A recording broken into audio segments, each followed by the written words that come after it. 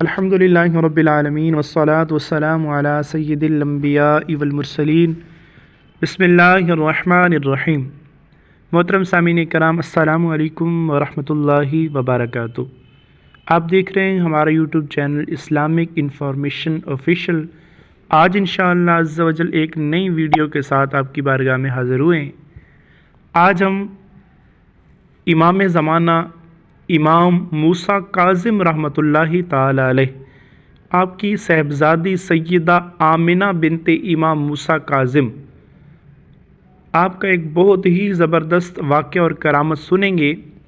سیدہ آمنہ بنت امام موسیٰ کاظم رحمۃ اللہ تعالی علیہ، ان کے بارے میں مشہور ہے کہ آپ کی قبر شریف کے پاس تلاوت قرآن کی آواز آیا کرتی تھی۔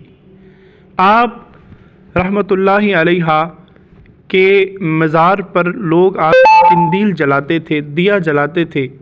ایک مرتبہ ایک شخص آیا اور اس نے بہت سارا زیتون کا تیل دربار کے خادم سے دیا اور کہا کہ آج کی رات اس سارے تیل کو جلانا ہے۔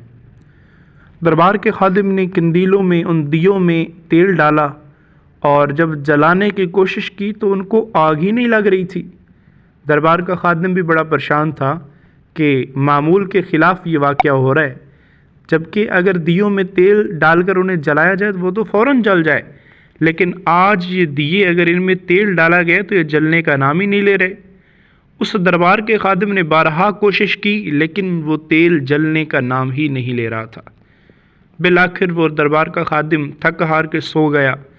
جب سویا تو اس نے خواب میں حضرت سیدہ آمنہ بنت امام موسیٰ کاظم کی زیارت کی اور آپ نے فرمایا کہ یہ تیل جس سے لیا ہے اس کو جا کے واپس کر دو اور اسے بتا دو کہ ہم صرف پاک مال ہی اپنے دربار پر اپنی بارگاہ میں قبول کرتے ہیں اور تمہارا یہ تیل پاک مال سے نہیں بلکہ حرام کمائی سے خریدا گیا ہے۔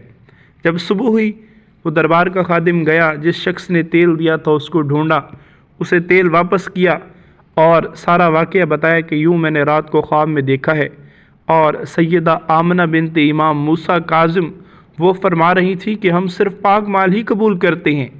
اس پر وہ شخص جس نے تیل ہدیہ کیا تھا وہ کہنے لگا واقعی وہ درست فرما رہی ہیں، یہ تیل میں نے نجومی ہوں میں اور میری نجومی سے جو مجھے مال حاصل ہوتا ہے، جو رزق ملتا ہے، اس سے میں نے خریدا تھا اور نجومی کا رزق حلال نہیں ہوتا، اس وجہ سے اس کا تیل رد کر دیا گیا۔